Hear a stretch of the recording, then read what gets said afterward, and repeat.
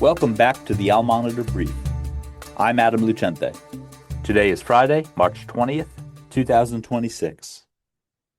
Israeli Prime Minister Benjamin Netanyahu said on Thursday that the war will, quote, take as long as necessary, while touting success against Iran's nuclear, missile-related, and industrial capabilities. He also pushed back against reports that he dragged the U.S. into the war, saying, quote, does anyone really think someone can tell President Trump what to do? Meanwhile, Trump said that the U.S. needs more money for the war effort, and Secretary of the Treasury Scott Bessent said we're starting to see defections from the Iranian regime. For his part, Iranian Foreign Minister Abbas Araghchi said Iran will not show any restraint if its infrastructure continues to be attacked. Lebanese Prime Minister Nawaf Salam told CNN that Lebanon is ready for talks with Israel and appealed to Trump to help end the fighting between the Israeli military and Hezbollah. On Friday, a spokesperson for Iran's Islamic Revolutionary Guard Corps, or IRGC, was killed in an Israeli strike. An Iranian missile attack damaged 2 homes in central Israel, and Kuwait said its Mina El Ahmadi refinery was hit by drones, among other incidents. So what I'm wondering is, who is winning this war? To answer this question, I spoke to Al Monitor's Israel Pulse columnist, Ben Caspit. Ben explains that Israel feels it is performing above expectations in a military sense, but is unsure of its exit strategy. We also go over the differences between Netanyahu and Trump in terms of goals and concerns in the conflict, and what exactly is Israel's long-term plan in Lebanon. Hope you enjoy. Ben, welcome back to the Al Monitor Brief. Thank you, Adam. Thanks for having me. So, Ben, first question, we're 3 weeks into this war. How does Israel feel it is performing in the conflict?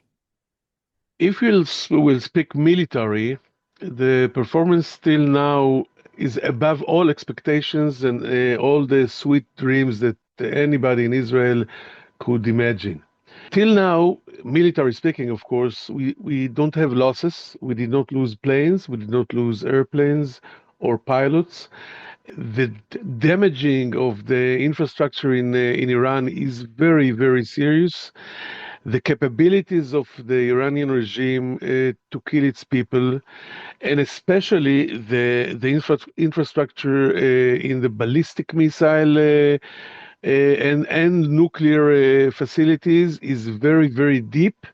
And I think we are getting close to the point we can say that Iran is far enough, at least 5 years from the accessing a nuclear bomb, and it will take Iran many years to rebuild its ballistic missile facilities. But the problems are that we don't see any exit strategy.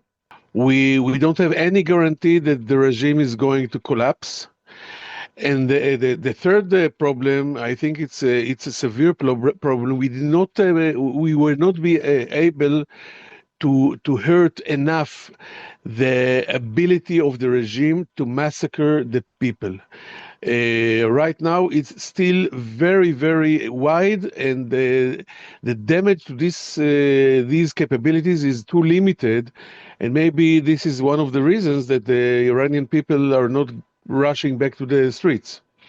Yeah, so on that note, I mean, like you said, there's no signs of clear regime collapse, but how far away is that? And what would need to happen, do you think, to accelerate the process of the government collapsing or being replaced?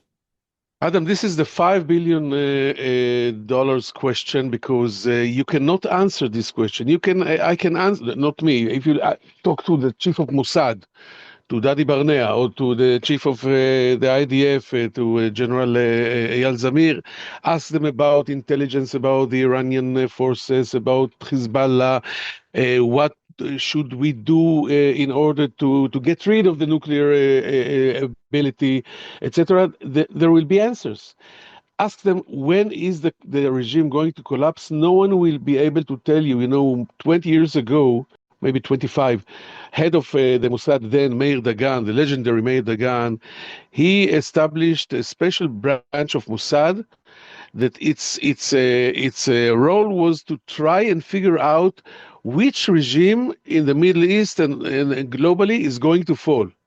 And it was a total failure. We had the Arab Spring, and no one expected it to happen exactly like the CIA did not see the Soviet Union collapsing, etc. So the only force that can replace the regime are the Iranian people, and you cannot imagine what it needs in order to get back to the streets. According to what we know, the Iranian people, that around 40,000 of them were massacred during 2 days, are traumatized. They know and they're sure that anybody that will go back to the street will be immediately shot.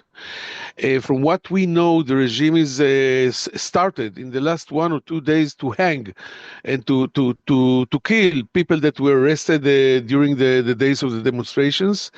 And no one knows what is the total amount of energy or the critic mass that you have to gather in order to make it happen.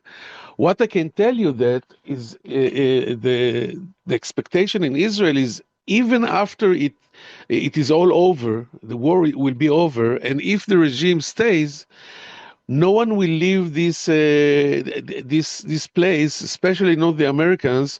We have to leave the blockade. We have to sustain the sanctions, the international pressure, because the regime now is crippled. They don't have the means in order to get back on their feet and to pay back all the losses. So in the end, it will fall, but I cannot give you a date or a guarantee or anything. And until it happens, this war will be not declared successful in the eyes of the common Israeli or the Israeli leadership. Yeah, that makes sense. Moving on to something I've been following here in the US. I mean, we've had a lot of statements from President Trump, a lot of statements from Prime Minister Netanyahu. Do you think there's any divergence between Israel's goals in this war and the Trump administration's? Yes. First of all, we have to say that even though no one believed, not in the American side and the Israeli side, that President Trump and Bibi Netanyahu are so closed and so coordinated, and they are, even in this very, very intensive war, they are not exactly on the same page.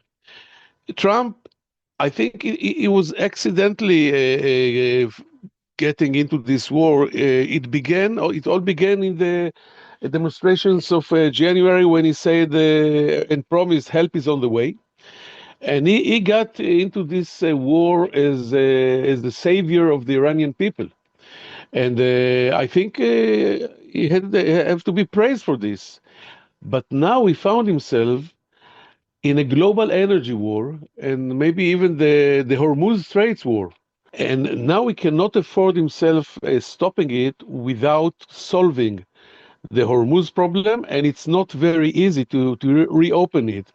When the war started, one of the top Israeli generals told me, listen, you don't have to destroy the Iranian Navy. It's irrelevant. You don't need a navy in order to close the straits. You only need missiles, drones, maybe fast, small suicide boats, and that's it. And Iran has everything, and it controls geographically and strategically the straits exclusively. So until the straits are open, the president cannot close.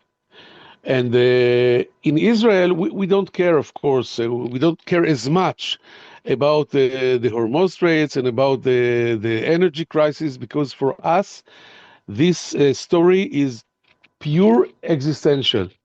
This regime swore to destroy, to wipe Israel off the map. They did not hide it. They declare it annually.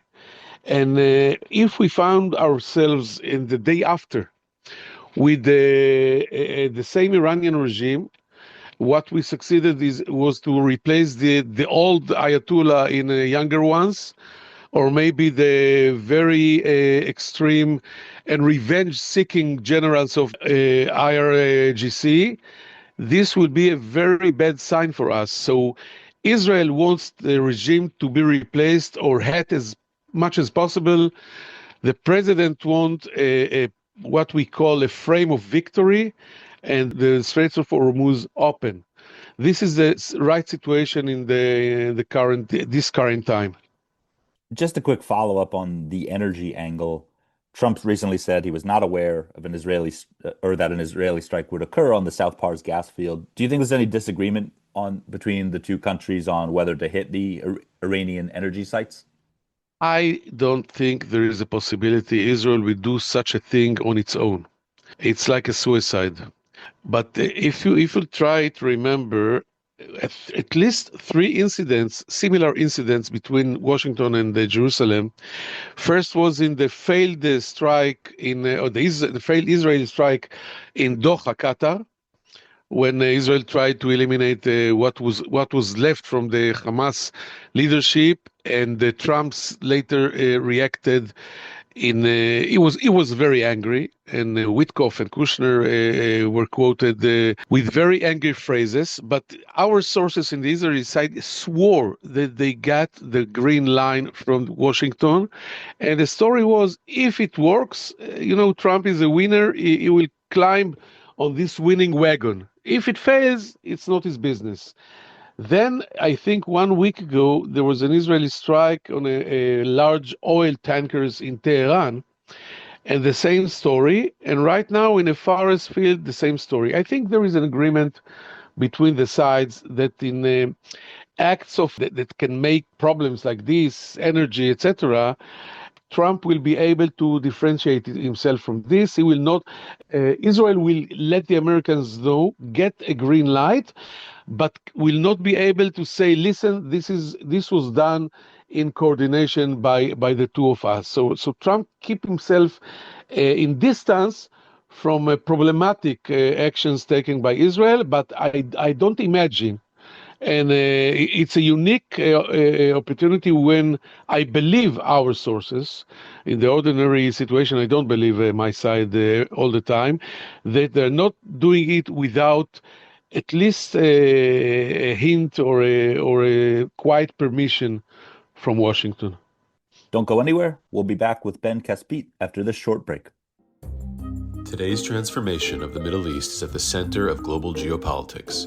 Whether you're an analyst, diplomat, executive, or academic, you need the best reporting and analysis to understand what's really happening on the ground and what it means for the world. Al Monitor is the award-winning independent leader in Middle East news.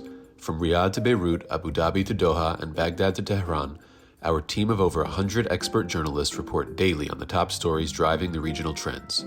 Download our mobile app and subscribe to Al Monitor to follow what leaders and decision makers are reading every day. Go to almonitor.com. That's AL-MONITOR.com, and use promo code POD25, POD25 for a discount. Okay, we're back. Ben, I want to conclude with Lebanon.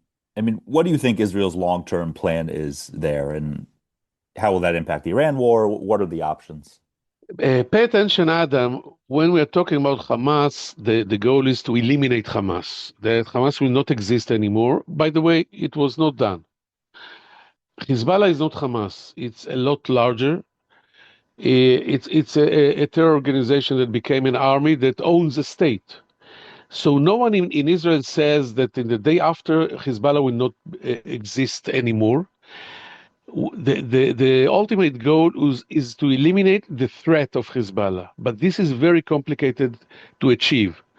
Even if Israel will declare all the part of southern Lebanon from the Litani River south as a no-man's zone. And this idea is now discussed in Israel.